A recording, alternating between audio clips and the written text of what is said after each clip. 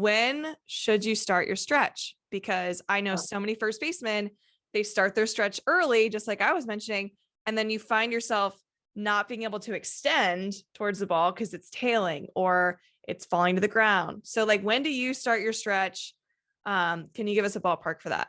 Yeah, I'm so glad you brought this up, because there's a few things like I want to incorporate with this as well, that you mentioned. But so stretching is essential to first base, of course, but stretching the right way will 100% improve the way you look and the way you perform at first base. So like we were talking about with the throws, you have to like see the throw before you stretch.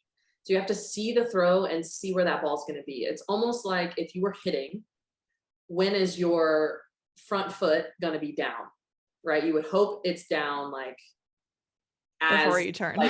as the pitch is coming, and your heel, your front heel should go down about halfway, like as you're transferring that weight, should go down about when that ball is halfway home. And that's where you kind of know, like, okay, my swing's there, I'm on time, I'm on plane. It's the same thing with receiving.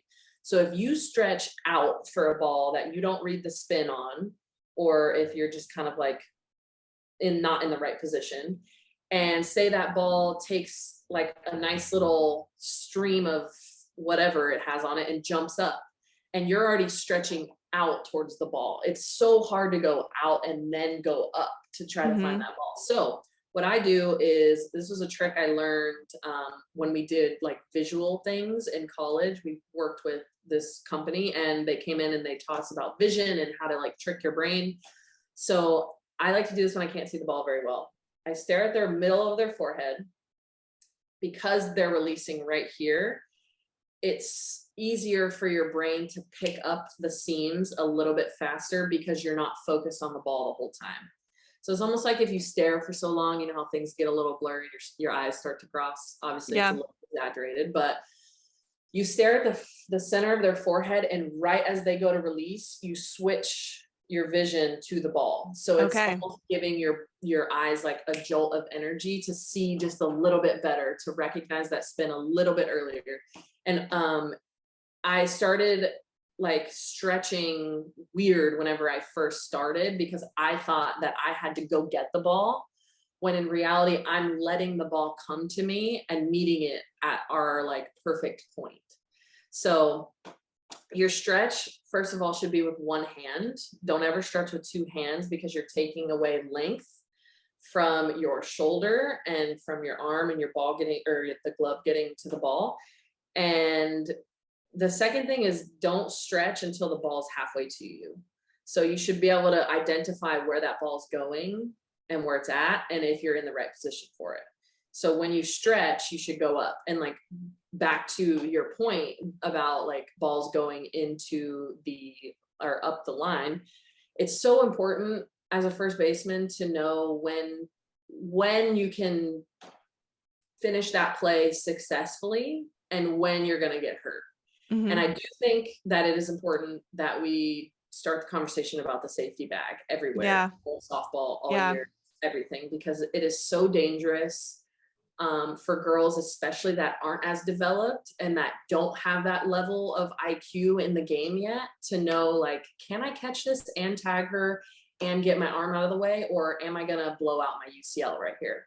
So as a first baseman, like you mentioned, your third baseman was throwing the ball up the line. Well, Riley would sometimes do that to me, and I'm like, hey, if I let this ball go, it's because I'm going to get hurt. And we all knew that if I let that ball go, like, it could be the national championship game, but it's not worth someone getting hurt to make this play when I can let this go if everyone's in the right spot for their backups.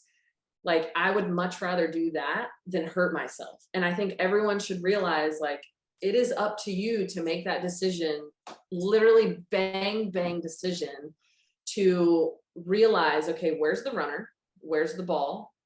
Do I have time? Like, is she far enough away that I can catch this ball, bring my arm in close to my body? Because if your arm is straight out like this, they run into your arm, you're done.